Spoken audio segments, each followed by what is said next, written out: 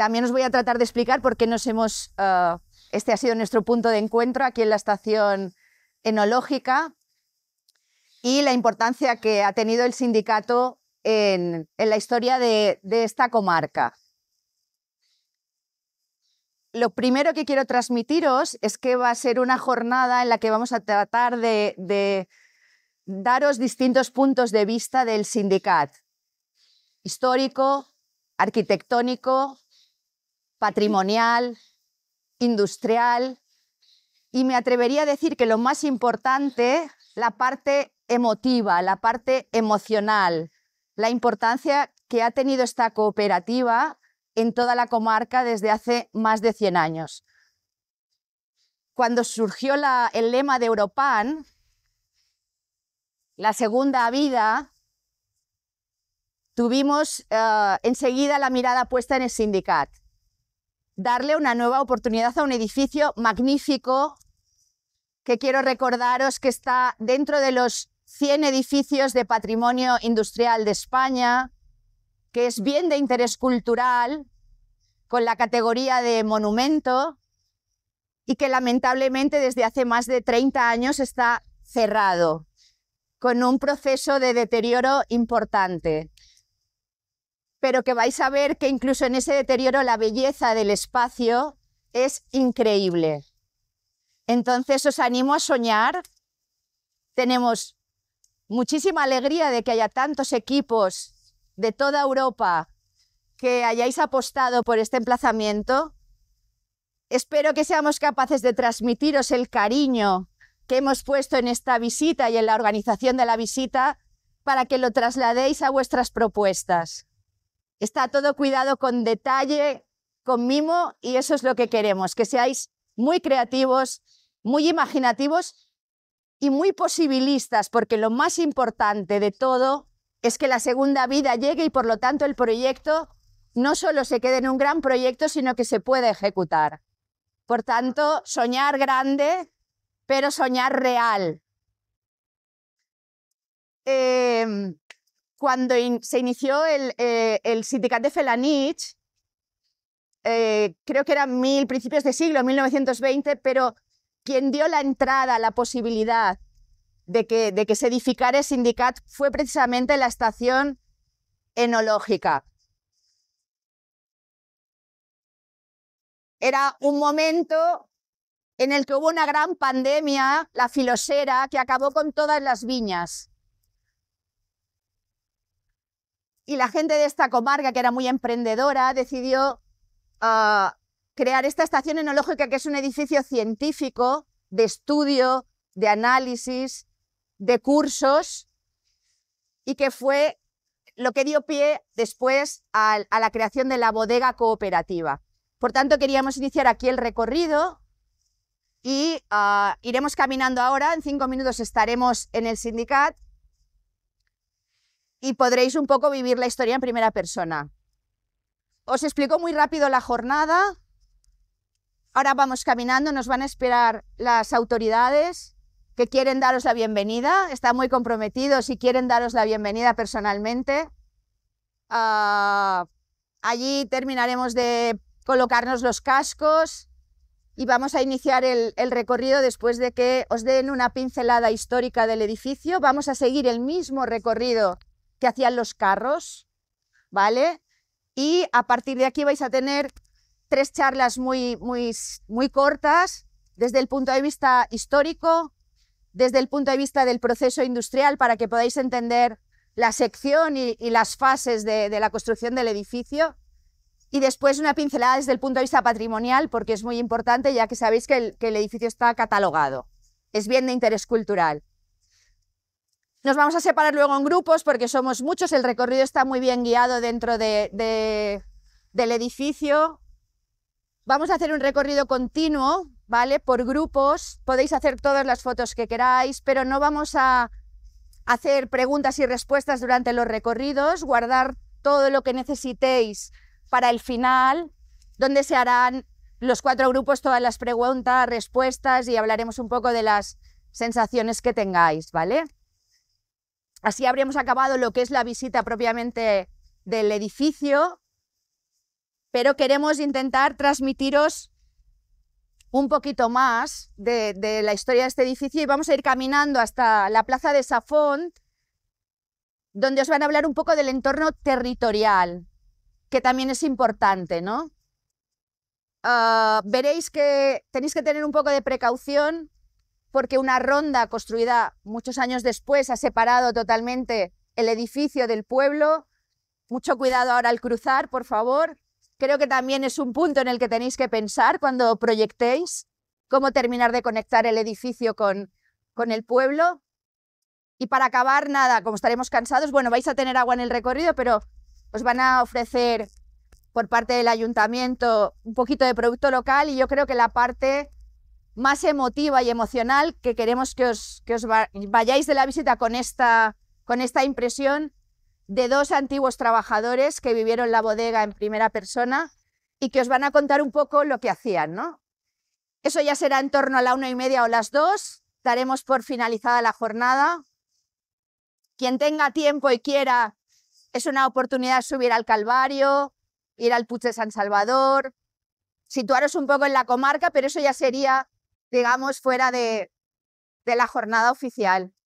Y ya os digo, muchísimas gracias a todos, muchas gracias a Europan por confiar en Felanitx. Nos acompaña Begoña Fernández Chou de parte de Europan y nada, empezamos. Bienvenidos. Representantes de Europan, muchísimas gracias por estar hoy aquí. Y queridos arquitectos, bienvenidos, welcome to Mallorca. Gracias por estar hoy aquí en este día tan especial para todos. Además, de verdad que la ocasión creo que lo merece. Quiero daros las gracias en nombre del Govern de les Illes Balears. Aquí ahora mismo hay 3 administraciones representadas: el Govern, el Consell de la isla, el Consell de Mallorca y el Ayuntamiento de la localidad, el Ayuntamiento de Felanitx. Y para empezar, creo que lo más importante y que debe ponerse de relieve es que estamos trabajando juntos para llevar este proyecto adelante. Por primera vez, y espero que de manera definitiva, hay un proyecto serio que tiene que ver con el sindicat de Felanitx. Y por primera vez, y esperemos que sea la definitiva, ya ahora sí, podamos contar con este proyecto que acabe viendo la luz de manera definitiva gracias a vosotros. Y para empezar, quería dar las gracias a la alcaldesa, gracias también a Europan por habernos elegido, por haber elegido este proyecto como uno de los además de los favoritos para este certamen. De hecho, somos conscientes de que hay más de una veintena de equipos de arquitectos que están interesados en este proyecto y de hecho también nos consta que es uno de los 5 proyectos que ha recibido un mayor interés desde que comenzó este certamen. Y lo cierto es que nada nos gustaría más, nada nos ilusionaría más que uno de vosotros pudiera encabezar este proyecto, que uno de vosotros fuera consciente hoy. Por eso es tan importante la visita de hoy. En la visita de hoy vais a tomar contacto con un edificio tan emblemático para los mallorquines. Un edificio histórico, único para una localidad como Felanitx. Yo creo que mejor, luego la alcaldesa os ilustrará de la importancia y lo que significó y de lo que significa este edificio para Felanitx, pero también para Mallorca y también para las Illes Balears. E insisto, nada nos gustaría más que vuestro proyecto, uno de vosotros, fuera el que finalmente resultara agraciado su anteproyecto, luego pudiéramos culminar con ese proyecto de ejecución de las obras. Y yo diría ya para terminar, con esto ya termino, que teniendo muy en cuenta, porque creo que hay que tener en cuenta, teniendo en cuenta su inicio, su historia, a través del pasado, poder construir un futuro brillante, un futuro que piense en un centro social, en un centro cultural, en un centro de innovación. Y como digo, con esto termino, insisto, a través del pasado, a través de lo que es conocer el pasado y que conozcáis la historia y lo que significó para los mallorquines este edificio, podáis construir un mejor y más brillante futuro para el sindicat de Felanitx. Sin más, cedo la palabra al presidente del Consell. Muchísimas gracias.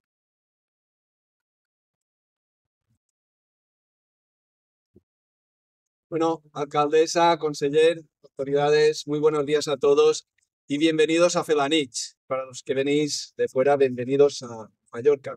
En un día importante, y lo decía el conseller, hoy empieza la cuenta atrás para la reivindicación de un edificio muy importante, referente dentro de la isla de Mallorca y especialmente para el municipio de Felanitx.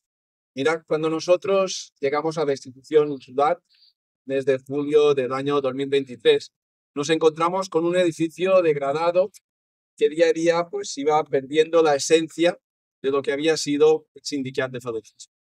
Desde el primer momento, con la directora insular y con el conseller, nos pusimos a trabajar para que un edificio propio y responsabilidad y titularidad del Consell de Mallorca fuera rehabilitado lo más rápido posible.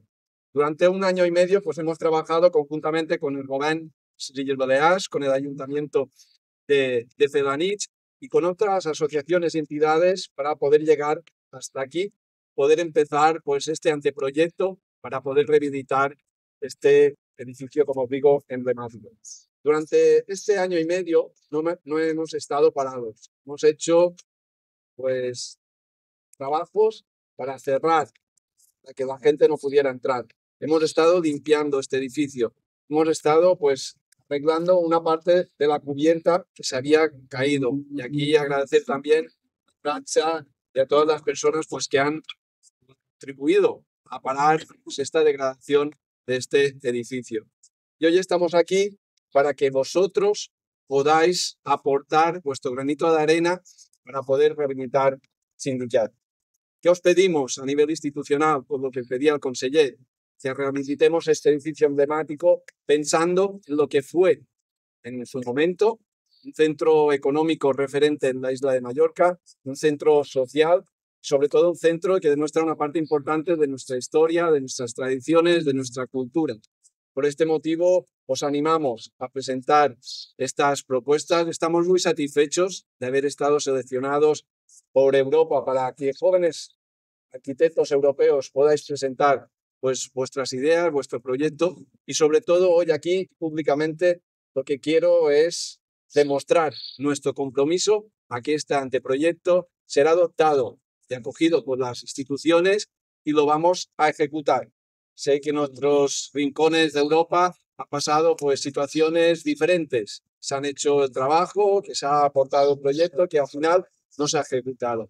Nuestro compromiso, el compromiso de las instituciones es que el proyecto que salga ganador lo vamos a acoger, lo vamos a trabajar y sobre todo lo vamos a ejecutar.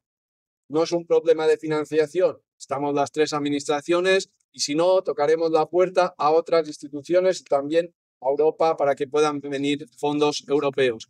Por tanto, hoy es un día muy importante, daros la bienvenida, que podamos trabajar de manera conjunta durante estos próximos meses, que tengamos el mejor proyecto para un edificio emblemático referente de la isla de Mallorca y especialmente para el municipio de Felanitx. Enhorabuena a todos y disfrutad de la visita.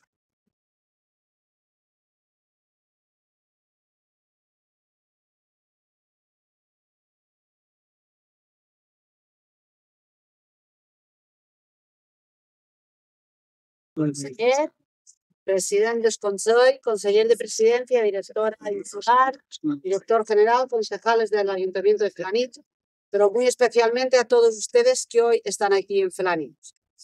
Para los que vivimos en Felanitx y sobre todo amamos Felanitx, en este momento es un momento crucial dentro de nuestra historia y el tiempo ya veréis cómo lo va a poner en su sitio. Este edificio, si venís de visitar la estación enológica, va ligado una cosa con la otra y por tanto lo habrán explicado la historia de allí. Este edificio fue importantísimo en los años 20, 30, 40, lo que es nuestra historia en Mallorca. En Felanitx había muchos viñedos, se recogía la uva, se transportaba aquí y luego desde Puerto Colón, que es nuestro puerto, salían los barcos hacia Francia para transportar lo que era el vino. Dicen los entendidos en vino que eran muy malos, que no se podía beber. Da igual. Ahora, actualmente aquí en Felanitx, tenemos muchísimas y diversas bodegas. Hay vinos muy conocidos a raíz de Europa, yo creo que a raíz del mundo, como es Annie Munedre, ganadora de muchísimos concursos a nivel mundial. Pero para nosotros, para los que amamos este municipio, este edificio se debe rehabilitar. Es parte de nuestra historia, parte de la historia de nuestros antepasados. cualquiera de Felanitx ha conocido un abuelo, una abuela que de una manera directa o indirecta ha trabajado para poder traer la viña o la vid aquí. Por tanto, es muy importante.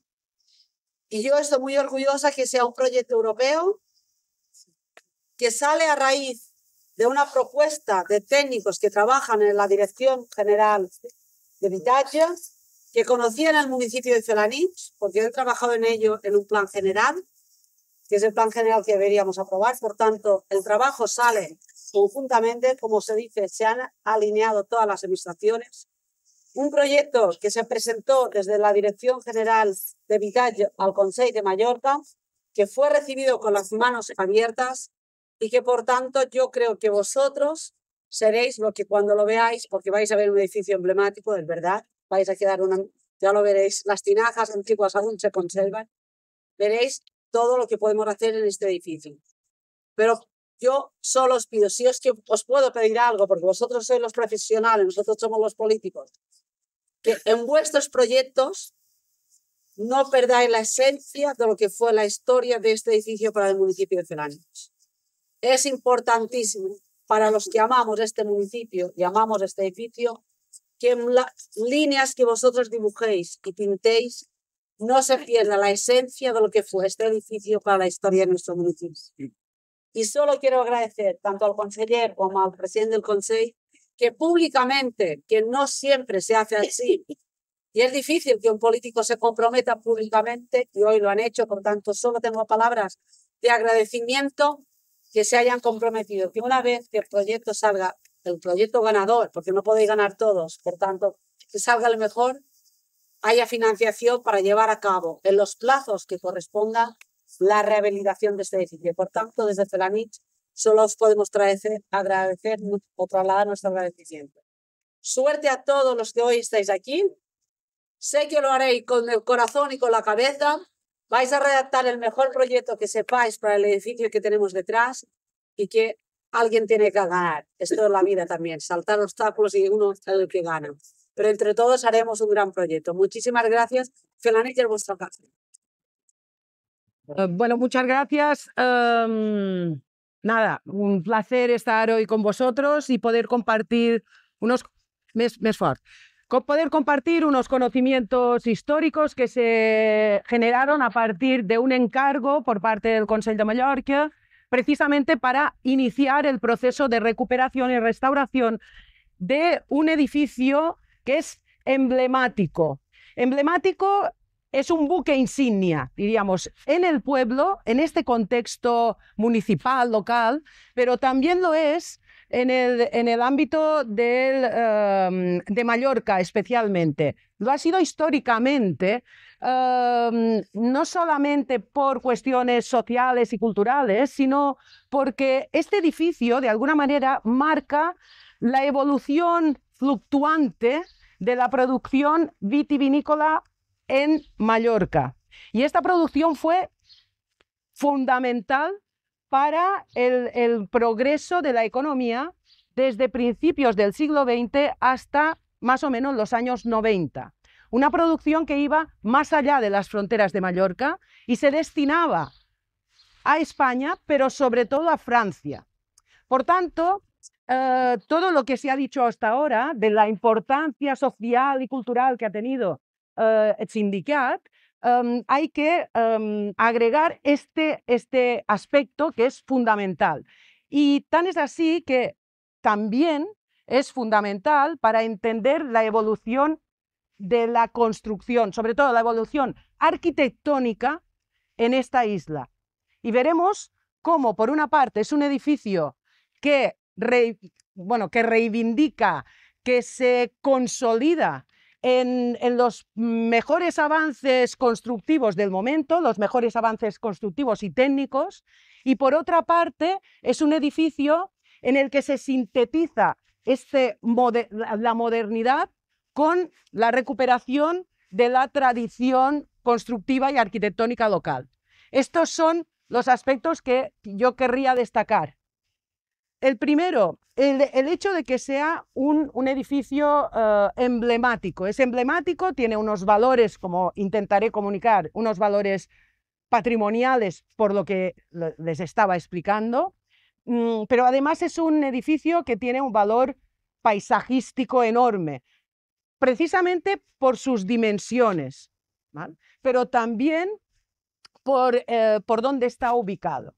Todos estos aspectos que relacionaré nos permitirán entender o intentaremos que tengáis una visión no solamente formal, sino también de comprensión del edificio como un fenómeno que revolucionó la economía local, la sociedad y la arquitectura local.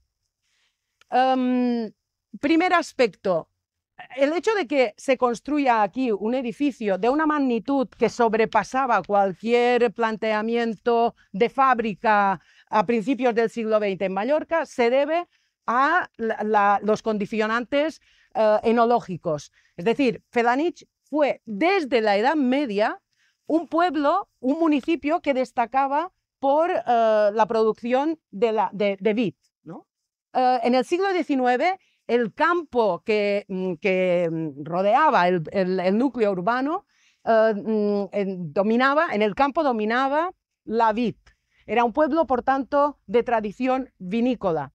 Pero además, en el siglo XIX es tan importante esta tradición que una vez superada una crisis brutal que afectó a toda Europa, que era la filoxera, ¿no? A finales del siglo XIX, se recupera de tal manera la producción que se hace necesaria la construcción de un lagar en el que se puede acoger tanta producción. Y a partir de ahí, con una asociación de pequeños y medianos propietarios, junto con el apoyo de las instituciones locales, se decide fundar una cooperativa vitivinícola.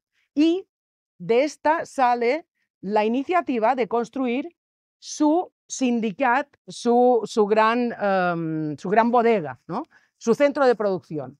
El lugar elegido es justo fuera del núcleo urbano, pero relacionado con la estación enológica de donde venís y muy cerca, súper bien conectado con la estación del tren, porque la idea es producir para exportar.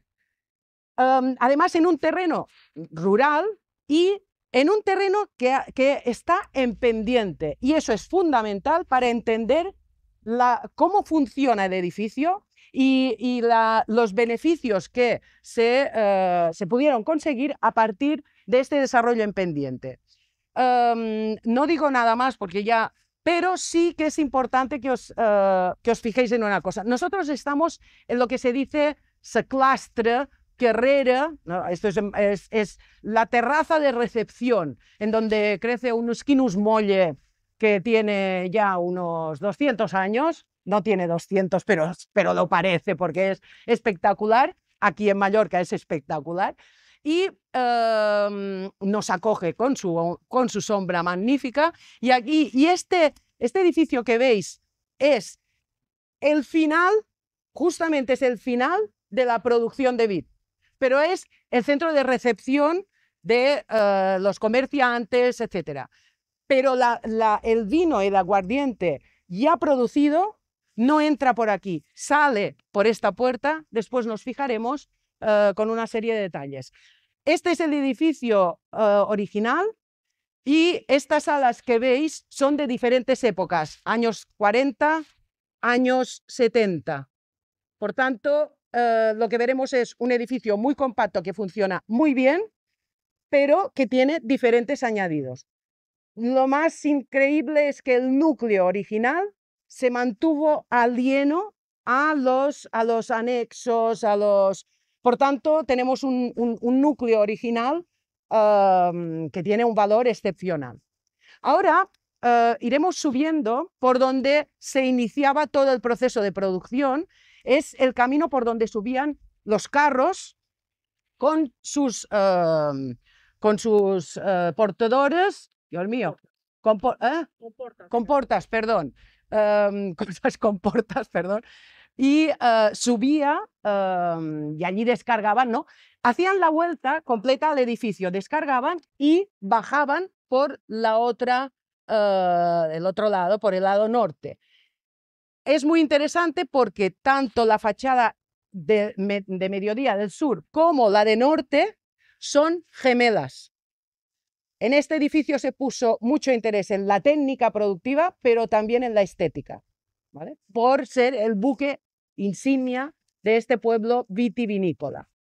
Iniciamos. Este edificio se encargó, a iniciativa del sello cooperatiu, a un ingeniero y a un arquitecto. El ingeniero era Ernest Mestre, el mismo que fue director de la estación enológica donde habéis estado anteriormente. Ernest Mestre viene de una zona vitivinícola de Cataluña, tiene unos conocimientos elevados en la producción y en las innovaciones en torno a la producción de vino y aguardientes. Y el arquitecto es un arquitecto de Mallorca que estudió en Barcelona, se llamaba Guillem Fortesa. Estaba a los inicios de su carrera, pero fue tan prolífico que rápidamente destacó en el campo de la arquitectura en Mallorca. Y de la conjunción de los dos sale un edificio casi perfecto para sus requerimientos funcionales y estéticos. De Ernest Mestre no conocemos el proyecto, pero podemos deducir que eligió o al menos asesoró sobre los terrenos, cuáles eran convenientes, etc. Por tanto, una vez decidido esto, podemos deducir a partir de la documentación histórica que Ernest Mestre fue el verdadero cerebro para el proyecto, ¿no? De todo el edificio. Mientras que Guillem Fortesa se centró en la parte más formal y estética. De hecho, se conservan tres proyectos, tres trazas hechas a lápiz, pero a escala, ¿vale? Si la sobreponemos, que este es el ejercicio que hice, sobreponer las trazas al edificio actualmente existente, solo hay unos metros de diferencia. Por tanto, el proyecto se hizo siguiendo los parámetros que se habían establecido en los anteproyectos. Pero con una diferencia. Inicialmente este edificio tenía que constar de una sola sala de depósitos, de tinajas. Pero a medida que se iba construyendo, se tuvo que, o decidieron, añadir otra sala de tinajas. No bastaba, la producción sobrepasaba, ¿de acuerdo? Por tanto, dicho esto, yo entiendo que esta es una primera fase porque todavía no se han finalizado las obras y ya se está duplicando la nave, por eso habéis visto esta fachada que se repite muy ritmada y que va repitiendo el mismo sistema compositivo y que se deben a esta primera etapa. ¿Cuándo empieza todo? En 1920. Antes de que termine, en 1921, ya están iniciando la producción de vino en el edificio, todavía sin acabar. La fachada no estaba terminada. Se continúan las obras hasta mediados de los años 20. El edificio funcionará hasta 1991. Vale. Dicho esto, aquí tienen una serie de fotografías históricas que les irán muy bien para situarse, etc. Yo quiero que vean cómo funciona este edificio. Creo que ya han visto el plano, pero es muy interesante que después se fijen en estas reproducciones donde se ve claramente un núcleo, una pastilla rectangular, un núcleo, que este es el proyecto original, ¿vale? Funciona a partir básicamente de tres zonas. Una primera zona, que es en donde iniciamos ahora, es la zona de producción, es la zona donde se descarga y se empieza a estrujar toda la vid, ¿no? Y se pasa a la zona de prensado, etcétera. A partir de aquí pasa a la zona de almacenaje de los lagares, de las tinajas, etc. Y ya sale la producción por otro núcleo que yo le digo, no es una fachada, es un núcleo, es un edificio de fachada, es un cuerpo de fachada, perdonad. No está sencillamente superpuesta, sino que forma un verdadero conjunto, un núcleo edilicio. La cuestión, toda esta zona es la que habéis subido, por tanto está en pendiente, hay unos 7 metros y pico de desnivel y se aprovecha perfectamente cada uno de estos núcleos está en diferentes cotas y va perfecto para la producción del vino porque se va vehiculando a los lagares y a los almacenes y a las tinajas por gravedad. Fantástico, utilizar la gravedad para distribuir, ¿no? Por eso veréis que en el interior hay dos sistemas, de alguna manera, dos niveles, más que dos sistemas, hay dos niveles de recorrido.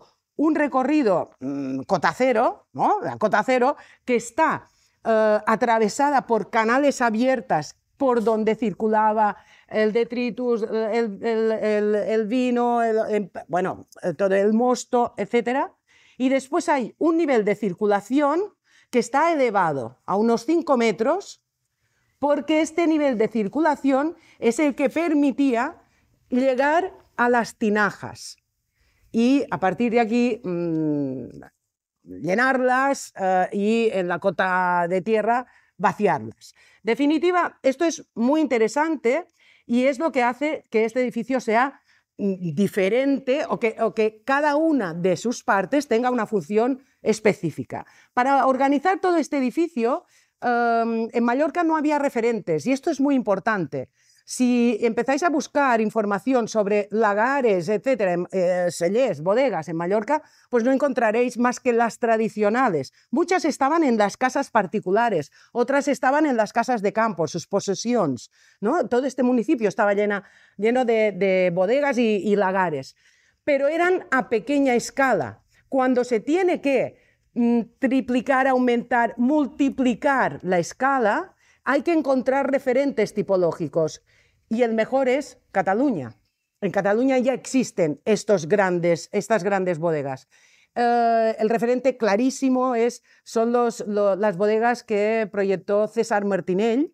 Es el arquitecto de las catedrales del vino porque fue capaz de construir estos edificios enormes utilizando constructivamente los recursos de la arquitectura gótica. Planteando arcos parabólicos, arcos apuntados, es decir, recogiendo la tradición arquitectónica de Cataluña y constructiva para reemplazarla y para darle otra función, la de la producción del vino. Aquí se hace lo mismo, pero suponemos que gracias al intelecto, ¿no? a la capacidad de Ernest Mestre, el ingeniero, en lugar de copiar, de imitar exactamente, sí que se introducen estos sistemas constructivos que permiten organizar grandes naves altísimas para poder cobijar, abrazar las tinajas, que veréis que son de 5 metros y pico. Aparte de eso, Ernest Mestre lo que hace es, en lugar de construir con los materiales tradicionales, decide construir con cemento armado, con hierro, con hormigón, y esto en Mallorca en 1920 es absolutamente innovador. ¿Cómo lo articula Guillem Fortesa? Pues recogiendo, no sé si os habréis fijado, pero recogiendo elementos y estructuras gramaticales que son propias del arte mallorquín, de la arquitectura mallorquina, fundamentalmente del gótico, y eso se refiere sobre todo a los vanos que son dobles, geminados. Aquí en Mallorca se le llaman geminados o coronelles, que está en Palma, tienen los palacios y tal, que se utilizan este tipo de ventanas góticas en Cataluña, en Mallorca, en Valencia, en Nápoles. Por otra parte, introduce una versión un poco más decorativa, sobre todo más matiza el efecto del gótico a través de hinchar los fustes de las columnas, haciendo un poco de énfasis, recargando los capiteles con la vid, etc. Y esta es una concesión más barroca que se define finalmente con los cabeceros mixtilíneos que habéis visto, los 3 cabeceros mixtilíneos. Esto es muy típico de la tradición en Mallorca. Hay algunas posesiones en Mallorca como Alfàbia, ¿no? O sea, la iglesia en Palma de San Cayetano, pues que podréis ver este tipo de cabecero, de remate mixtilíneo. Por tanto, jugar con estas tradiciones. Finalmente, deciros que eso, aquí donde estamos es en la zona que descargan la vid. Aquí es la zona de descarga de vid. Es por tanto esta supercanal abierta es en donde se descarga. Por eso es necesario que esté con las rajoles, perdona, alicatado, perdón, que esté todo alicatado. Y por otra parte, esta garita es también importante porque era la que controlaba entradas, salidas, etcétera, y además la báscula. Cada carro, cada tal, se pesa, debe pesarse. Aquí hay todo el tema del cálculo de cuánto lleva un propietario para después sacar su equivalente con litros de vino, en definitiva. Por tanto, son elementos importantes, y también este voladizo que se han quedado las ménsulas, pero que veis, la cubierta es absolutamente nueva, pero esto era importantísimo, porque durante la descarga, si llueve, si tal, pues aquí tenían un cierto refugio. Por tanto, esto es para un poco comentaros que todos los elementos de cualquier resto de este edificio es fundamental para entender cómo funcionaba. Esta es, en definitiva, aquí estamos en los depósitos, pasa luego a través de unas vías a la sala de prensado, etcétera. Es esta zona de aquí, es una nave alta, etcétera. Y después ya se pasa a la zona a las 2 salas gemelas, ¿no? Donde están las tinajas. Y cuando paséis por aquí veréis depósito, todo, la conexión entre naves, entre cotas, se utiliza para situar los cups que decimos en Mallorca, o depósitos, lagares. Son 104 tinajas, son de hormigón y se hicieron in situ. Se hicieron in situ, no se traen y se montan aquí, se hacen in situ. Destaco esta cuestión, porque ya no me dará demasiado tiempo, pero creo que es importante tener en cuenta cuáles son los elementos que nos explican no solo la singularidad constructiva, sino que nos documentan el valor histórico del edificio, no solo en términos arquitectónicos, sino también funcionales. Y por tanto, las tinajas son la excusa, son el motivo por el cual se construyen estas naves altísimas. ¿Y cómo se construyen estas naves altísimas? Si quitamos las tinajas, nos quedan 2 naves de iglesia fantásticas, pero que han perdido completamente su conexión histórica. Y finalmente, este cuerpo que os comentaba de fachada, en donde, que es muy curioso porque se le denomina el Titanic.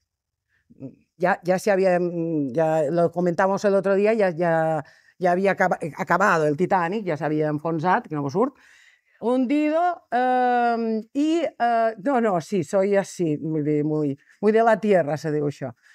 Perdón, no, de verdad, perdón. Se había hundido el Titanic, pero bueno, no sé, se le llama el Titanic, pero en la documentación histórica aparece el Titanic y es una sucesión de lagares y tal.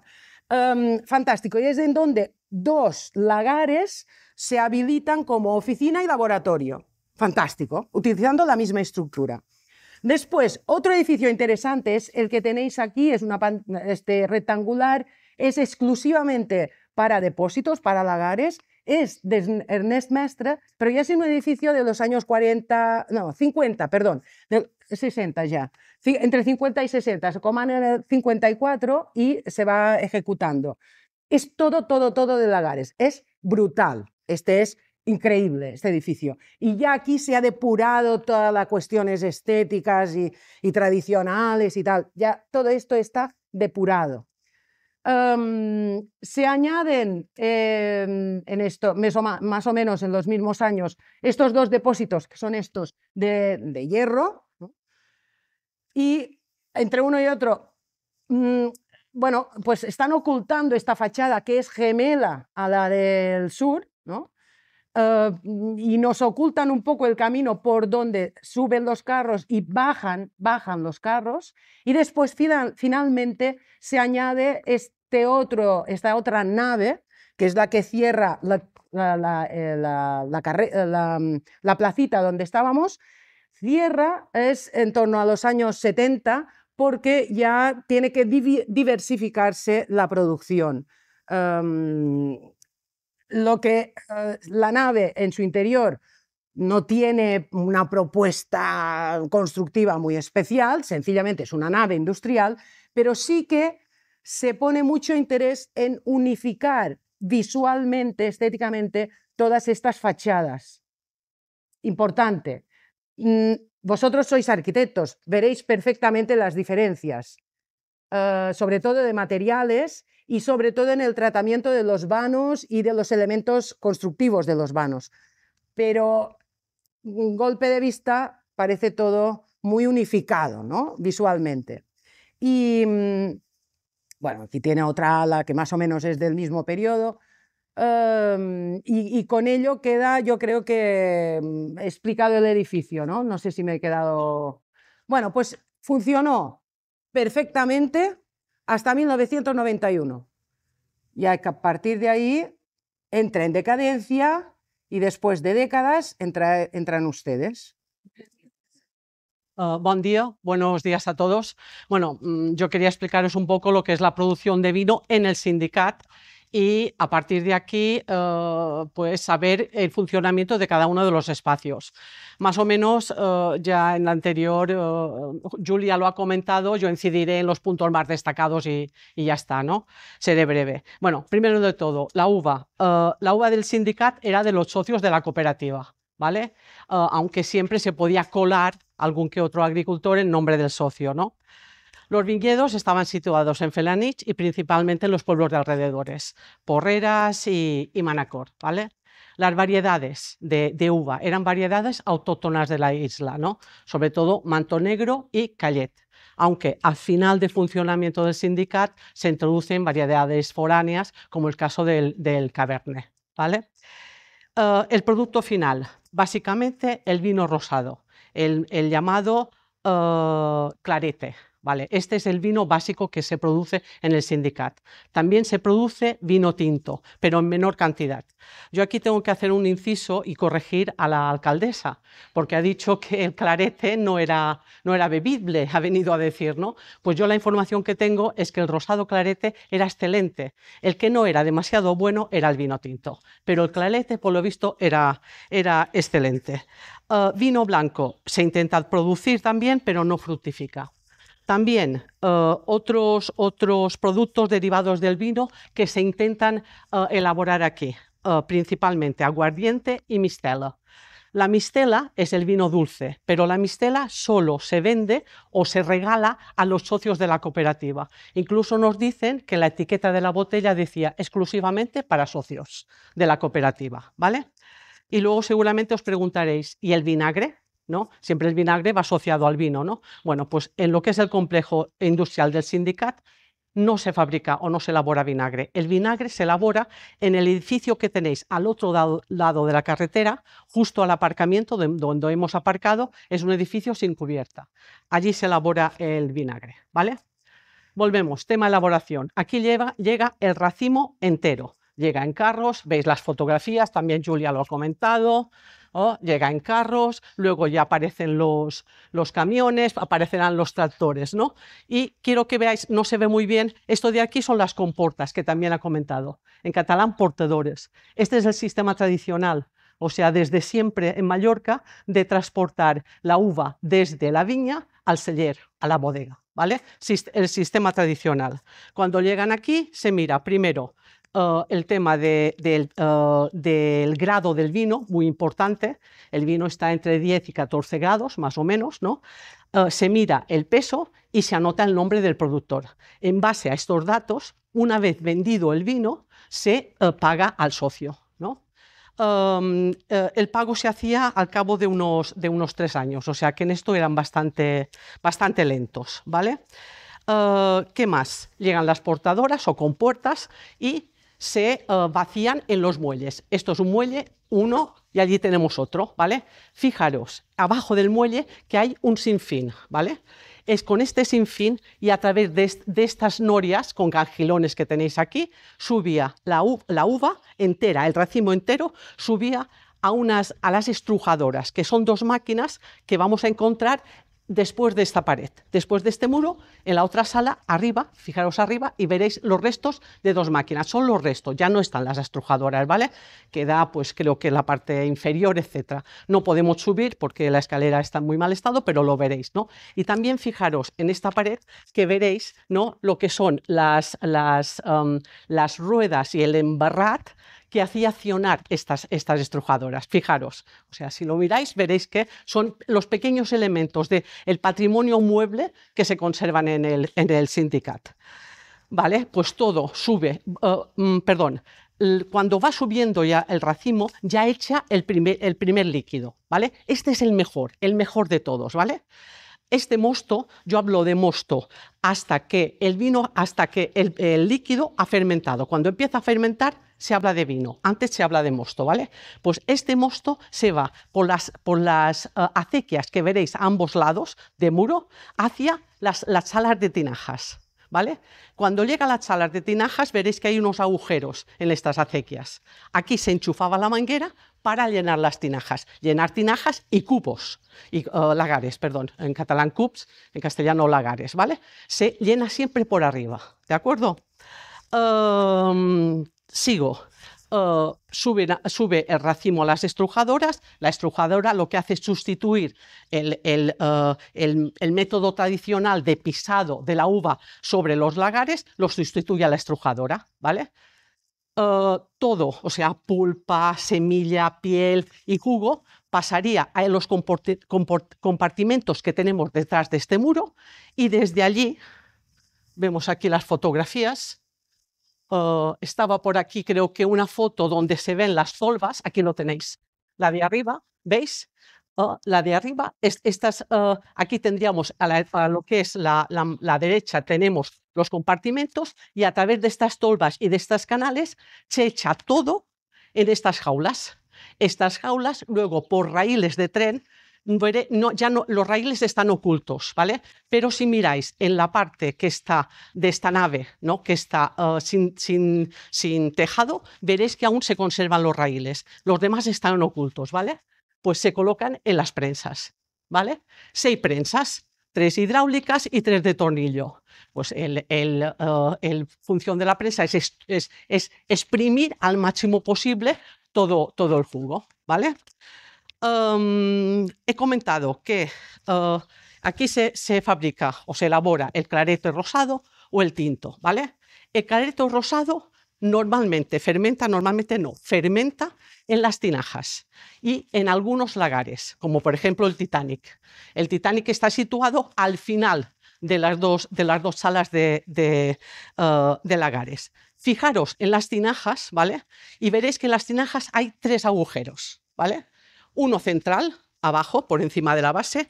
Por aquí, digamos, es el grifo de vaciado, ¿vale? Cuando ya el vino está elaborado, pues hay que, digamos, colocarlo pues, en bocois, en botellas y tal, el de vaciado. Arriba, a la derecha, hay uno pequeñito que es el probador, que lo que se hacía es, de vez en cuando, pues se iba probando el grado del vino, si el vino se había convertido en malo, etc. ¿Vale? Y por debajo hay uno que era para retirar los sedimentos. El vino rosado, para fermentar, no necesita de ni rampojo, ni semilla, ni piel. O sea, el sedimento es mínimo, por tanto, por este grifo sale todo, ¿vale? Pero el vino que se pone en los lagares, sobre todo en los lagares de este edificio que Julia ha comentado, que se construye en los años 60 y que también visitaréis, aquí es donde se fabrica el vino tinto, básicamente. El vino tinto necesita de todo esto para poder coger las propiedades del vino tinto. O sea, necesita de la pulpa, necesita de la semilla, necesita de la piel, ¿vale? Necesita todo esto. Por tanto, el sedimento allí es mucho mayor que en el caso del vino rosado, ¿vale? ¿Qué pasa? Que, como veréis, en esos lagares no hay 3 agujeritos. Hay el agujero para sacar el vino, el probador, pero luego hay una puerta metálica. Claro, como era tanto el sedimento, tenía que sacarse por la puerta metálica, ¿vale? Rápidamente, en un momento dado, años 70, se instala una máquina, la despalilladora, que es la que quita el tallo a la uva, ¿no? Y al parecer en los 80 se abandonan estas prensas, estas 6 prensas, y se incorporan otras prensas más modernas. Tenemos poca información por ahora de estas prensas más modernas. La limpieza. Enseguida que se ha vaciado el lagar o la tinaja, hay que limpiarla, ¿vale? Curioso, en el caso de las tinajas, que en las paredes se quedan como unos cristalitos. Estos son los llamados tártaros, ¿vale? Estos cristales se quitan con espátulas, se empaquetan y se envían a la fábrica Bayer de Alemania, porque con esto pues, se fabrican una serie de medicamentos, sobre todo medicamentos correctores de la acidez, ¿vale? El consumo. ¿Cuándo se consumía el vino? El rosado, según el tiempo, ¿vale? Pero normalmente el rosado, al cabo de 3 meses, ya se podía beber. Me dicen los antiguos trabajadores que muchos años el rosado tú ya lo consumías en Navidad, ¿vale? El tinto no. El tinto, pues al cabo de 4 meses, 5 meses, ¿vale? El embotellado. Lo primero se embotellaban lo primero se llenaban los bocois. Aquí creo que hay fotos que no hay ninguna foto. Pensaba que si había fotos. Los bocois son los toneles de 600 litros, ¿vale? Fijaros, final de la primera sala de tinajas y final de la segunda sala, un elemento metálico en la pared. Este elemento, aquí estaba el polipasto manual para coger el bocoi y ponerlo encima de los carros, ¿vale? Luego se empiezan a embotellar botellas, ¿no? De litro, de 3 cuartos, ¿vale? Y se construye en los años 70 el edificio que también Julia ha comentado, que es el que tendremos al final de esta fachada, ¿no? Es un edificio de 1000 metros cuadrados, donde lo único que veréis es, en el suelo veréis como 2 bases, que es donde estaban las máquinas de embotellar. Aquí es cuando aparece la mujer a trabajar en el sindicat. Antes no había mujeres en el sindicat.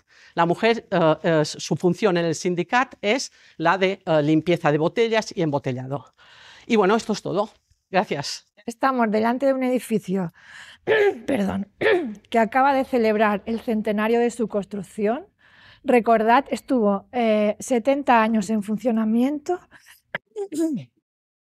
y los últimos 30 ha estado en desuso. Cuando a principios de los 90 dejó de funcionar con su función original, estuvo en desuso, ha sido vandalizado, podréis ver que ha sido objeto de expolio, de robo, de saqueo, de pintadas varias, etc. Este edificio ha estado en manos privadas hasta hace unos 6 años que pasó a manos de la administración a la que represento, el Consell de Mallorca en este caso. Elementos para esta segunda vida que nos gustaría ahora trabajar y de la cual nos hablaba Yolanda al principio de la exposición. Creemos que es importante preservar, por un lado, toda la volumetría histórica, es decir, el aspecto exterior del edificio en cuanto a envolvente. El edificio es tan grande que pensamos que no hace falta ampliarlo, sino que con la superficie construida, unos 9.000 metros cuadrados, tiene que ser suficiente para los nuevos usos. Y pensamos también que hay que preservar aquello que le dio sus características, que son, aparte de los elementos que muy bien nos han explicado anteriormente, su construcción con hormigón armado. Este es uno de los primeros edificios industriales en Baleares donde se hace uso tanto del hormigón en masa, en elementos como bóvedas, etcétera, como del hormigón armado en toda la estructura vertical y las cubiertas. Esto se puede ver muy fácilmente en el interior. Los mayores alardes están en esta zona central y los alardes se hacen, digamos, en el interior a nivel funcional. Por tanto, el edificio estaría compuesto por la parte exterior de la fachada más clásica o historicista. El interior, el alarde es técnico y este edificio junto con Can Morató en Pollensa son los únicos dos edificios de elementos de arquitectura industrial de aquella época que están protegidos por estos motivos. Luego, por otra parte, y en contraposición y por suerte, hay toda una serie de espacios que se encuentran vacíos y, por tanto, creemos que ofrecerán muchas más posibilidades de reutilizar, ¿no? De reacondicionar. Y todo esto quisiéramos hacerlo protegiendo no solo la materialidad del edificio, sino también toda esta componente social o de patrimonio inmaterial que hoy en día tanto se trabaja combinando los dos factores. Y ahora ya no me enrollo más, les invito a que hagamos la visita.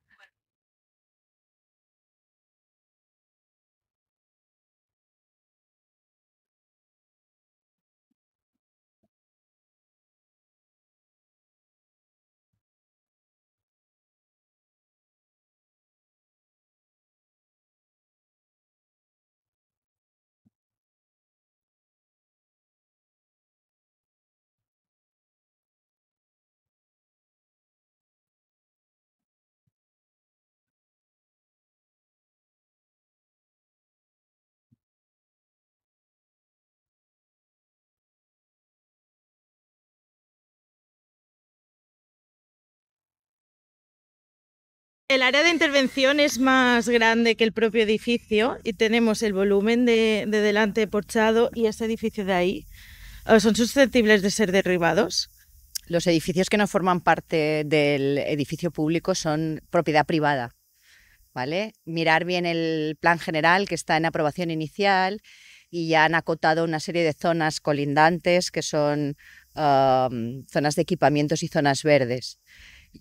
Digamos que yo creo que en el concurso tenéis que ser lo suficientemente abiertos a ofrecer posibilidades. Luego ya veremos la administración si es capaz de resolverlas, ¿no? Pero que eso no os condicione si entendéis que eso va a dignificar el entorno, que también es muy importante.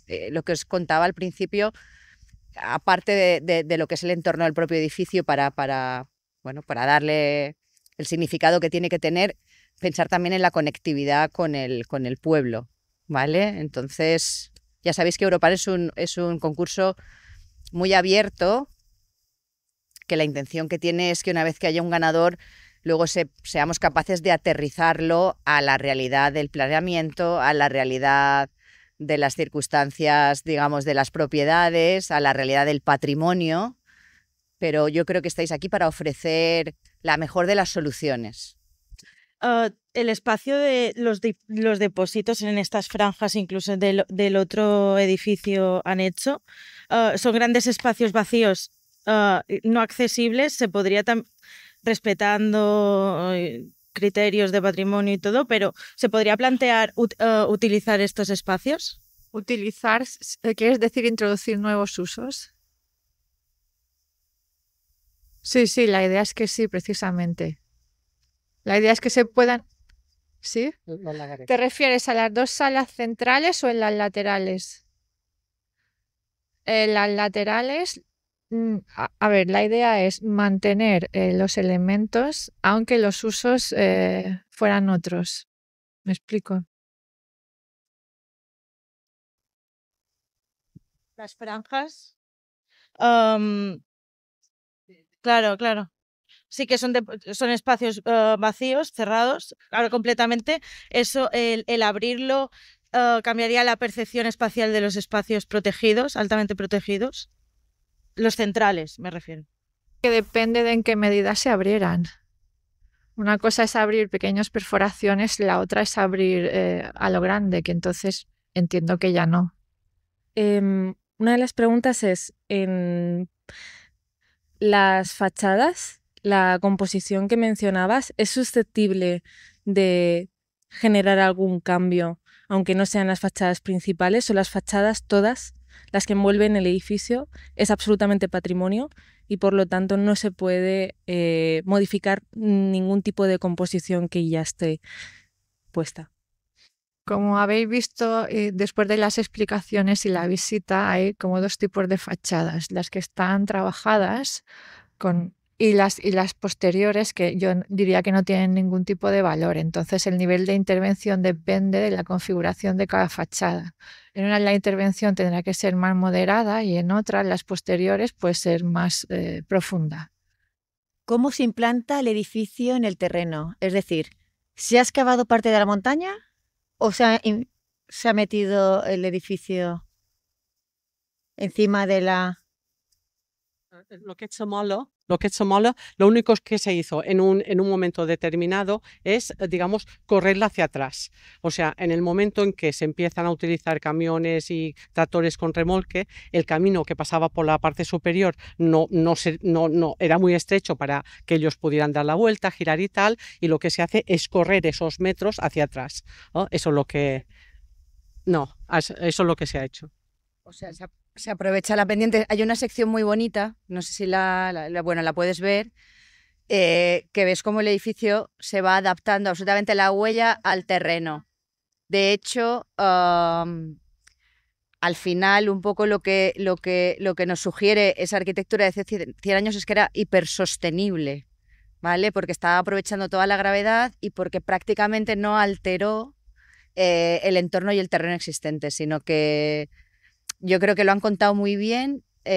La comunión entre el ingeniero y el arquitecto hizo que cada espacio tuviera una utilidad, que la sección fuera exquisitamente esta y todo sea tan cartesiano. Es decir, está como muy pensado en que sea un edificio útil, que sirva para algo, no solo para recrear espacios, sino que esos espacios sean útiles. Estamos hablando de que está catalogado lo que es el volumen. En el interior, dobles espacios se pueden crear, se pueden quitar forjados, se pueden añadir forjados. El expediente de catalogaciones se inició en el año 93, de hecho se inicia porque iban a derribar el edificio y ante las amenazas de demolición y pérdida alguien pide la protección del edificio. Es un expediente que no está actualizado, entonces en el expediente en sí de declaración de monumento no está muy concretado lo que tú preguntabas. Hay que atenerse a la ley de patrimonio histórico, tanto estatal como autonómica, y luego ya al criterio de las comisiones a los que tendrá que ser sometido el proyecto. O sea, en principio no sería un tema cerrado, no es un no la respuesta, ¿vale? Pero con moderación, si pudiera ser. Yo creo que es muy importante de cara a los concursantes, en la medida en que hemos podido intentar trasladar, como dice Chisca, que la ficha de catálogo está muy, muy abierta o muy poco detallada. Hay un documento que yo creo que es importante, que fue tratar de trasladar a través de un pequeño plano de planta que tenéis por colores, de un menos a un más, ¿vale? Y un poco también nos han dado las pistas de qué zonas del edificio, qué alas del edificio están hechas con posterioridad, ¿no? Pero bueno, yo insisto en que tenéis que ser creativos y insisto también en la segunda fase, que será cuando esta comunión de las tres administraciones, que no solo es a nivel político, sino que es fundamentalmente a nivel técnico, donde estamos técnicos, arquitectos, la mayoría de ellos, pero con sensibilidades patrimoniales, históricas, es que sigamos trabajando juntos con el equipo ganador para que el aterrizaje sea siempre consensuado. Es decir, no nos gustaría encontrarnos con un proyecto que fuera ganador y que a la hora de ejecutarlo fuera encontrándose con las trabas habituales en la tramitación administrativa, sino que tuviéramos un previo para ir trabajando conjuntamente, equipo e instituciones, de tal manera que encontrásemos la viabilidad del proyecto, que en el fondo es lo que nos interesa, porque efectivamente hace 30 años que quería ser demolido, pero no tendría sentido que se nos cayera, y como veis está en un estado que necesita una intervención bastante inmediata. El muro que está atrás del edificio, que baja así con una curva, ¿tenía alguna función? ¿Había un camino que subía que ahora no es accesible y es parte del proyecto también, o es separado y le pertenece a otra persona? Ahora en el comentar, pero no sé si está Tony. Creo que ahora vamos a escuchar a Camino de la Plaza, nos van a dar una pequeña charla también de 10 minutos antes de ya cerrar la jornada con un refrigerio, que seguro que estáis hambrientos. Y yo creo que se va a tratar algo, pero la zona de la Mola hablan de jardines, de toda la zona de los hipogeos estos. Pero tu pregunta se refiere al camino de los carros o más atrás. La curva que es...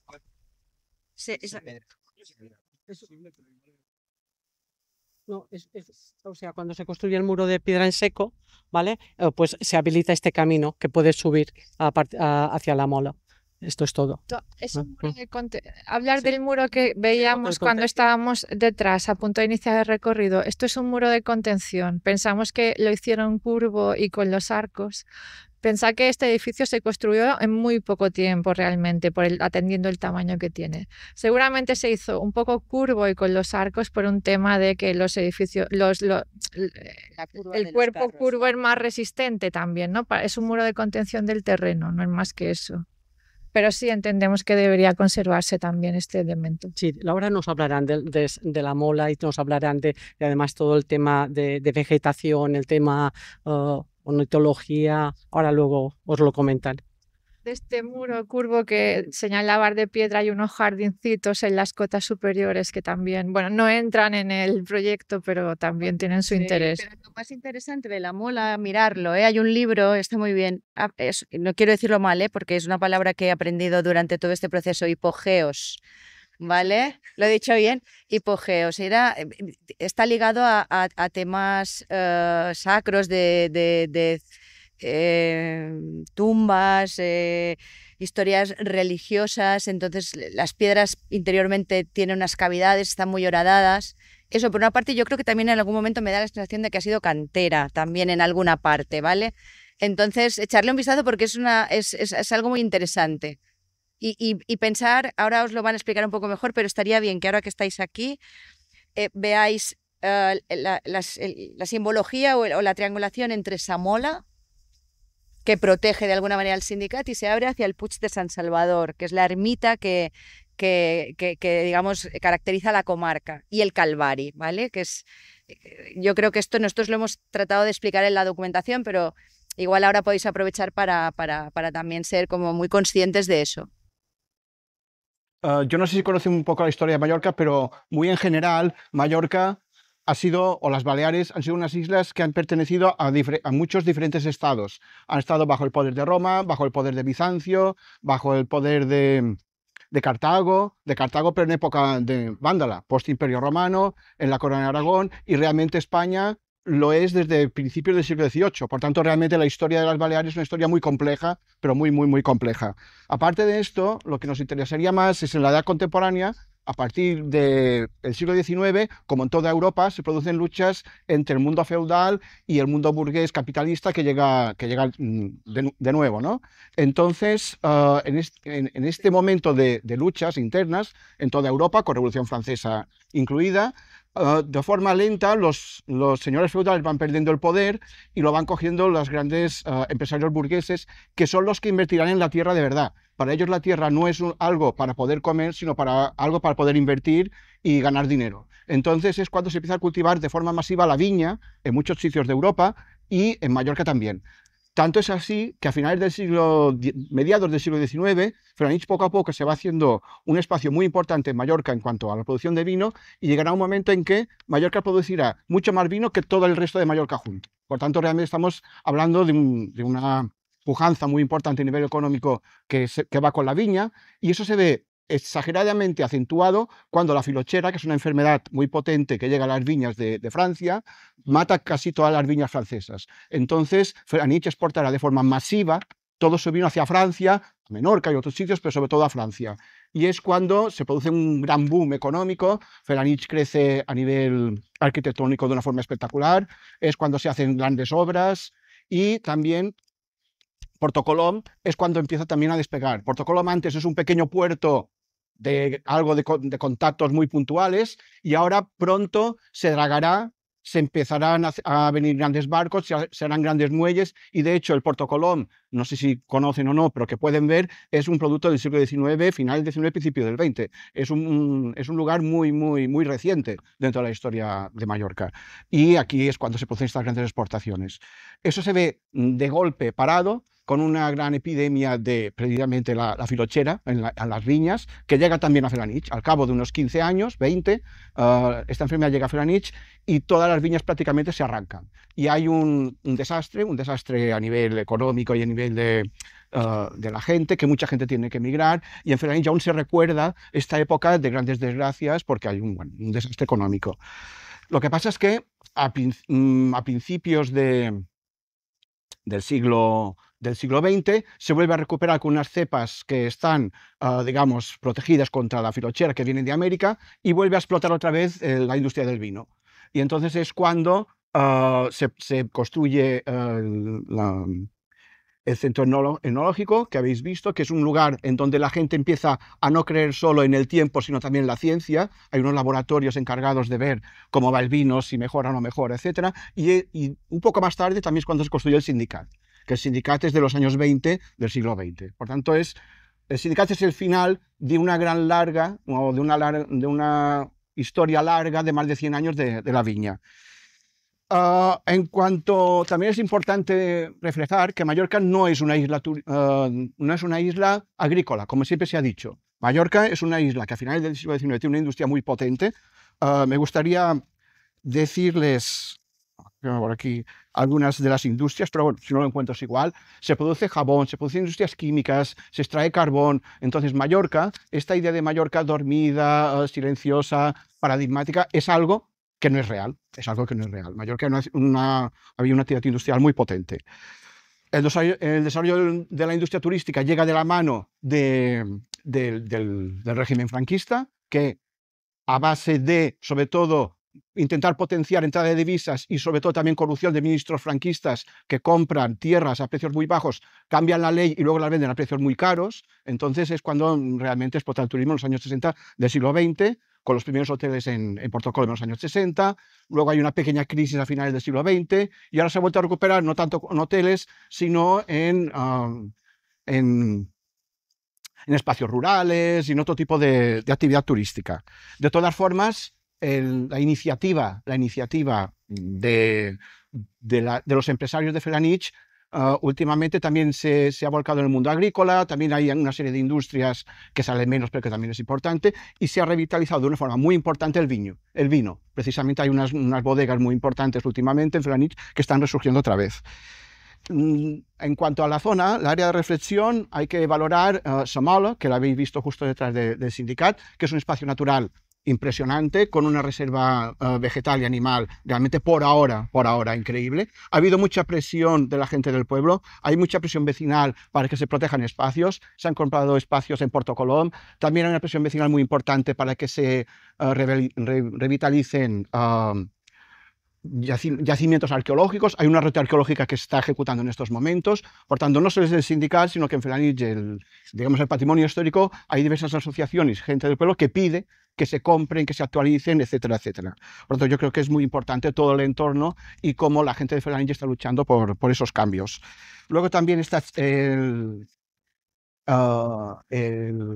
Calvari, que luego lo veréis, una montañita que está aquí al lado. El Calvari es muy importante también, sobre todo por un patrimonio del siglo XIX y XX.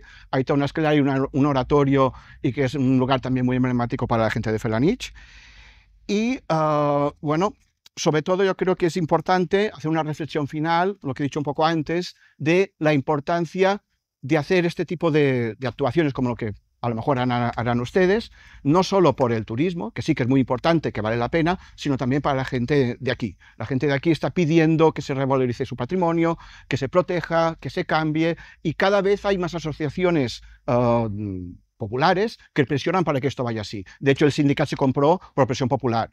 la compra de Escossos de Cangueà, que es un poblado de la Edad del Bronce que está en Puerto Colom, se está comprando y se está actualizando por la presión popular. O sea, la presión popular con manifestaciones, con protestas, etcétera, es lo que hace que ustedes pueden estar aquí y que con un poco de suerte pues Felanitx cambie. No siempre solo desde el punto de vista turístico, que sí que se tiene que tener en cuenta, pero también con el concepto de identidad, que en Mallorca se está perdiendo mucho, pero precisamente como se está perdiendo, la gente de aquí está luchando para que no se pierda.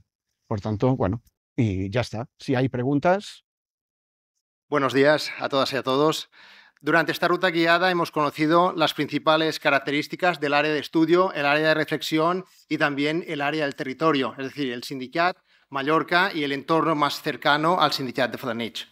Como hemos visto, el Sindicat destaca por su diseño, su funcionalidad y también por su arquitectura. Características altamente relacionadas con el territorio, materiales de kilómetro cero, aprovechamiento máximo de los recursos, construido en una zona dependiente, también proximidad a las zonas de cultivo, y todo esto tenemos una diapositiva del Sindicat de Felanitx, vemos detrás Somala y vemos una fotografía al lado de lo que son viñedos actuales, que son la materia prima de lo que en su momento fue la época de máxima esplendor del Sindicat de Felanitx. Sin duda, fueron personas comprometidas que con mucho esfuerzo y dedicación dieron sentido a un gran proyecto, un proyecto que 100 años después de su inicio sigue estando muy vivo, muy destacado, y también 35 años después del cierre del Sindicat de Felanitx aún hay un verdadero sentimiento de reconocimiento y de pertenencia hacia el sindicat. El sentimiento emocional hacia el Sindicat de Felanitx es muy, muy importante, pero sobre todo quien nos puede dar valor a esta esencia son personas que conocieron, que trabajaron y que estuvieron allí en muchos momentos, momentos difíciles y momentos fáciles, pero sobre todo momentos complejos y que supieron resolver situaciones. Tenemos hoy con nosotros a dos personas que siempre y en todo momento han colaborado con el Consell de Mallorca y han colaborado con todas las administraciones, tanto con el Govern como con el Ayuntamiento de Felanitx, como con cualquier estudiante o persona que ha estado interesado en conocer más de cerca el sindicat. Son Joan Adrover Oliver Tescó y José Manuel López Montañés. Les invitamos a subir aquí a la mesa y les presentaremos una serie de preguntas para conocer más de cerca el sindicat.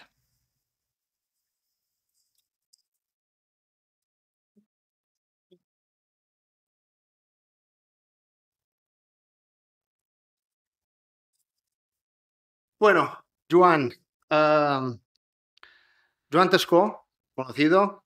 Hay una frase muy célebre en el Sindicat de Felanitx que se pronunció el 19 de febrero de 1991 que nos recuerda a una canción de The Doors, que es This is the End, y pronunció a lot a Sindicat s'ha acabat.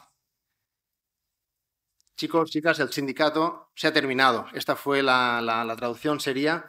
Y, Joan, desde entonces, ¿cómo ha sido la evolución del Sindicat de Felanitx?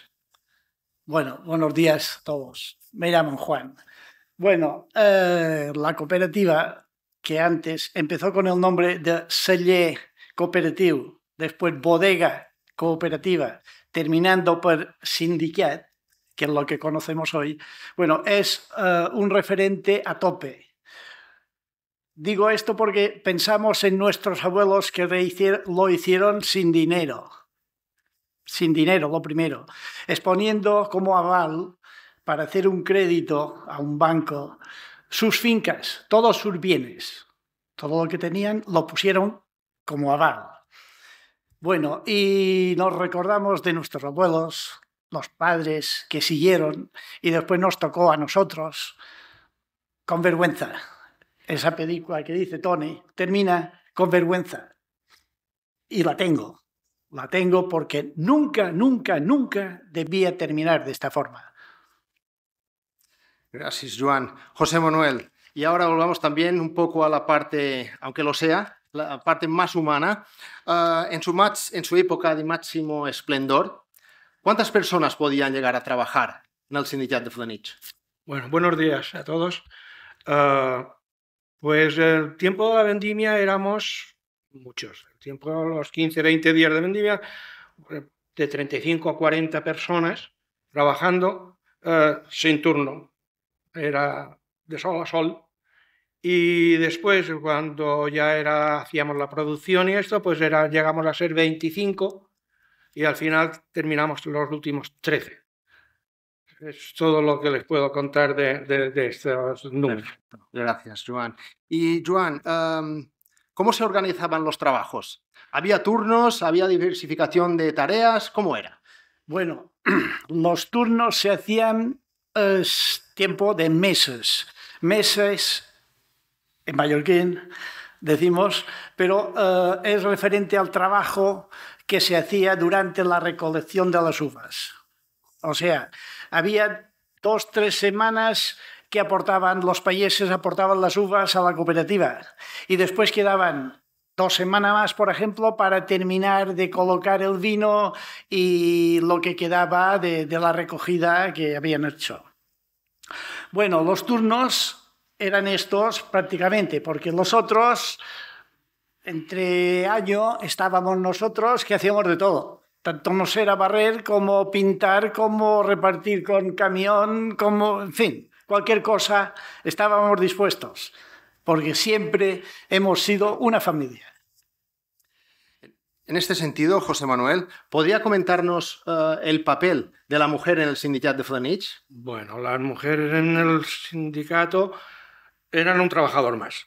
Eran un trabajador más porque había incluso mujeres que se ponían a cargar camiones y cargaban lo mismo que un hombre. Otras, pues a lo mejor físicamente eran más débiles y estaban más en la embotelladora, limpiando garrafas. Los que conducíamos camión y esto, pues en el verano que había mucho trabajo lo hacíamos y después en el invierno nos dedicábamos más a estar dentro de lo que era la bodega en sí y también hacíamos pues de todo. Trabajábamos con la uva, trabajábamos con el vino y si había que limpiar garrafas, limpiábamos botellas, embotellábamos, hacíamos de todo lo que había que hacer en aquel momento. Muchas gracias. Joan, en cualquier edificio de la dimensión del sindicat, sabemos que la energía, el uso de los recursos energéticos son un factor elemental, clave. En este caso, ¿era eficiente y sostenible energéticamente el sindicat de Felanitx en su momento? Bueno, empezó, como sabéis todos, por el desnivel que el ingeniero supo muy bien aprovechar para ahorrar la energía, para tal. Después lo hizo de tal manera que con la luz de las ventanas está muy abierto, entonces luz natural. Naturalmente necesitaban corriente, electricidad, pero era irrisorio, unos pequeños motores, unas pequeñas bombas, que era casi todo manual.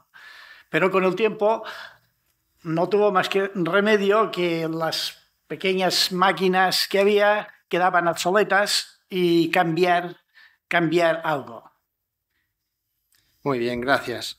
Mirad, les voy a pasar una diapositiva ilustrativa y ahora la vamos a comentar.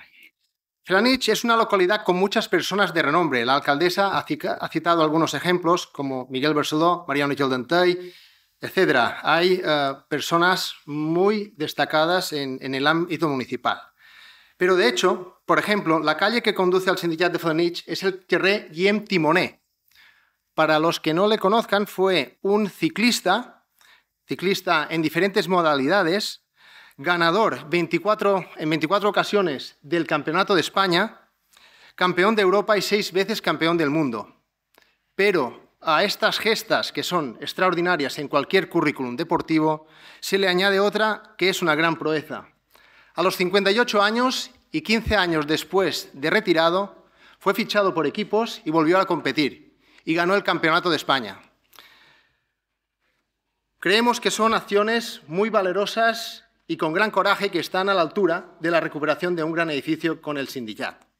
En este sentido, José Manuel le quería comentar cómo entiende que debería conectar gestas como esta, como las proezas de Guillem timoner con el Sindicat de Felanitx. Hablamos de la parte física y de la parte humana, de personas de reconocido prestigio. ¿Cómo lo ve? Bueno, en Felanitx, Guillermo Timoner, la calle que tiene a su nombre, francamente, me parece pequeñita, muy corta.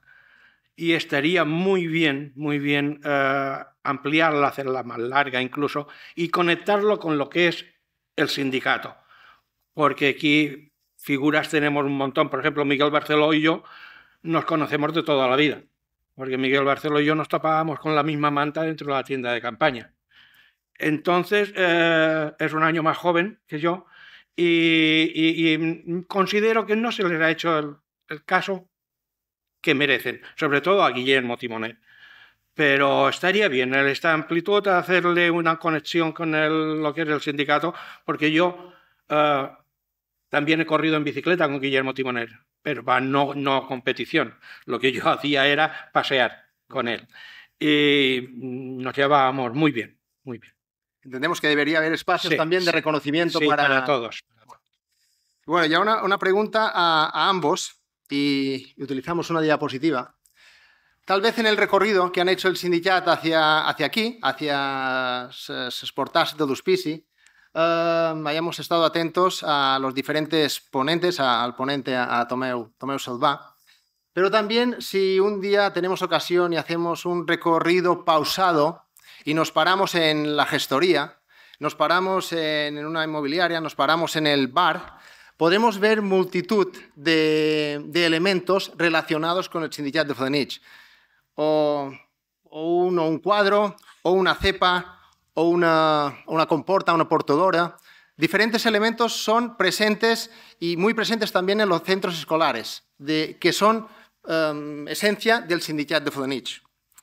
En este sentido, y les queríamos ya hacer una pregunta a ambos, ¿se puede decir que existe realmente un sentimiento de pertenencia, una conexión especial del pueblo de Felanitx con el sindicat y que desde hace 35 años nunca ha cesado el empeño de ver este edificio recuperado?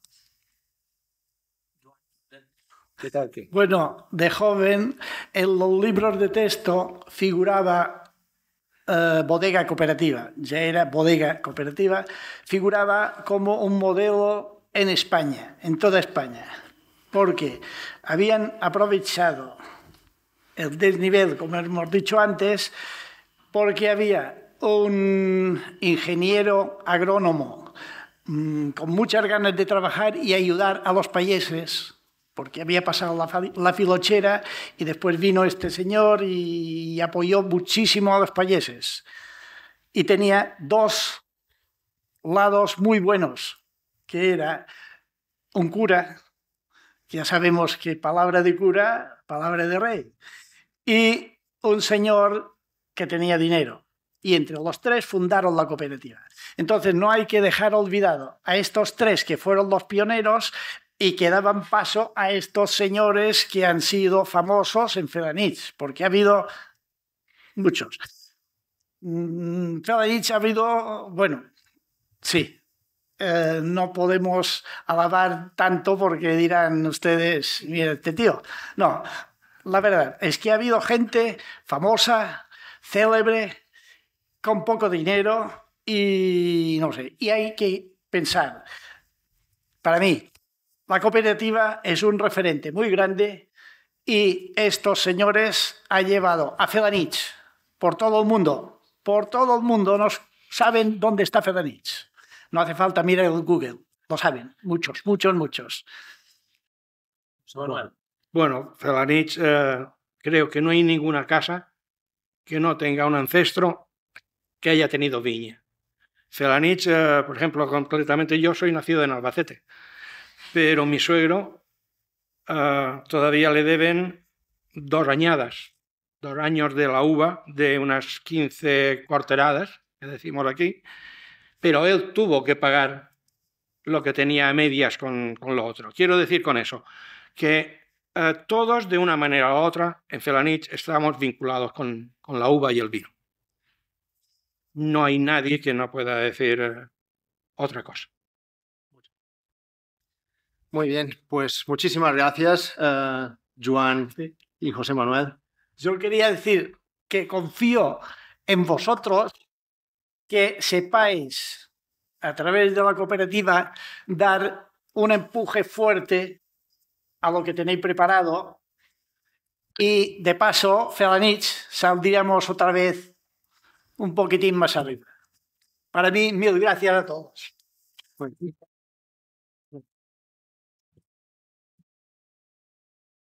Muchísimas gracias. Y bueno, si nos permiten, y ya que estamos aquí reunidos y fuera de guión, si nos podían contar también, ya para terminar, ambos, alguna anécdota curiosa, algún evento, algún dato del Sindicat de Felanitx, pues ya de forma distendida, si sería posible. Bueno, empiezo yo. Después de la filochera, lo digo muy rápido, que hay mucho. Después de la filochera, Felanitx, nos quedamos al fondo y nuestros abuelos salieron a hacer fortuna. Se fueron a otros países para recoger un dinero. Tenían su familia, dejaron su mujer aquí en Mallorca, se fue nada más el propietario, dejaron hijos y tal. Se fueron y al cabo de unos años volvieron casi todos. Y pocos con fortuna, diría yo. Pero después se encontraron que tenían que volver otra vez al campo para hacer cultivar lo que habían dejado, lo que la filochera se lo había tragado. Empezaron y tal, y hablando así en los casinos son bares, se veían con nuestros abuelos y coincidieron con este Ernesto Mestres, que hemos dicho, que era joven y con ganas de trabajar. Y apoyado por estos dos señores que también hemos dicho, reunieron a los payeses, los agricultores, y llegaron al momento de hay que hacerlo. Y con su esfuerzo, con sus carros, con sus palas, porque había una polea, una cuerda y una pala. No había máquinas para hacer hormigón. Lo hacían todo a lo bestia. Entonces, así, estos empezaron y ya el préstamo y tal, y siguieron, y no se echaron para atrás para nada, sino que esta gente muy valientes fueron. Bueno, yo tengo que contar algo también. Porque cuando cerraron la bodega, a nosotros nos debían bastante dinero a los trabajadores. Incluso hubo compañeros que tuvieron que pedir un préstamo para poder comer. Y Juan, aquí presente, y yo fuimos a ver al director de un banco, no vamos a decir nombres, a ver si nos podía hacer un préstamo de campaña para nosotros coger la bodega y sacarla un poco adelante, porque claro, no entiendo, yo no tengo cultura, pero entiendo que una gente que paga la materia prima cuando ha vendido el producto manufacturado y puede pagarla según el precio que ha conseguido, es difícil que se hunda. Pero bueno, se hundió. Nosotros intentamos eso y no nos hicieron ni puñetero caso. Nos fuimos de allí con una mano delante y una detrás y la cabeza baja. Esta es la ayuda que nosotros tuvimos. Pero bien, hasta aquí hemos llegado. Y ahora estaría muy bien que cuando en su día empezó la bodega, que dio un gran empujón al municipio de Felanitx, si ahora entre ustedes pueden hacer algo por ella y le volvemos a dar otro empujón, pues estaría muy bien. Muchas gracias.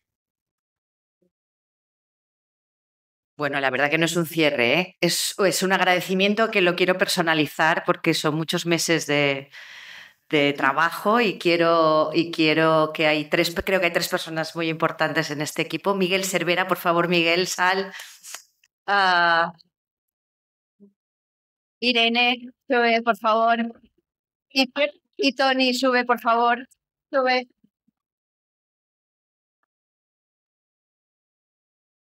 Quiero personalizar un poco el esfuerzo del equipo en estas tres personas, tanto Miquel como Irene, como Toni. Quiero dar muchas gracias también a los técnicos del Consell, a Chisca y a Aina especialmente, a Xavi, que ha sido un gran entuerto todo el tema de seguridad y poder hacer una visita en condiciones y que todo el mundo estuviera tranquilo, por supuesto a los técnicos también del ayuntamiento, y muy especialmente lo quiero personalizar en mi director general, Pequico, que ha confiado mucho en este equipo, y a Marilena, por parte del Consejo Insular, la directora insular, que han confiado mucho en nosotros desde el principio, y creo que hemos sentado las bases de una manera de hacer donde hay unos técnicos que aportan y dan lo mejor de sí mismos, y unos políticos que han confiado profundamente en nosotros y que han servido de enlace para que todas las instituciones se unan.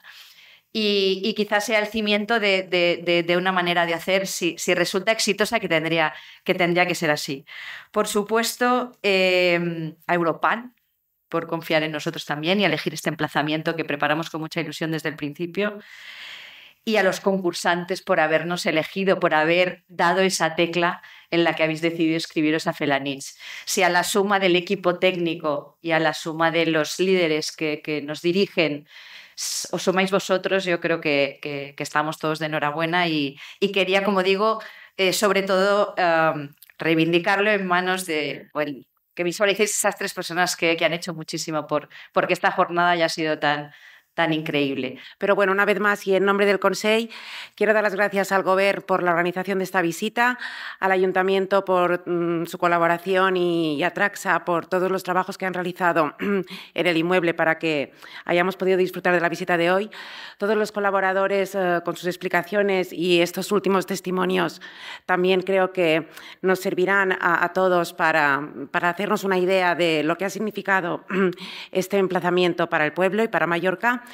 Y nada más, muchísimas gracias a los participantes por aceptar este reto. Espero que la visita de hoy sea provechosa y que de aquí salga el mejor proyecto para el sindicat. Muchísimas gracias. Y como decía Yolanda, ahora podemos pasar a un pequeño refrigerio que os hemos preparado aquí detrás. Muchas gracias.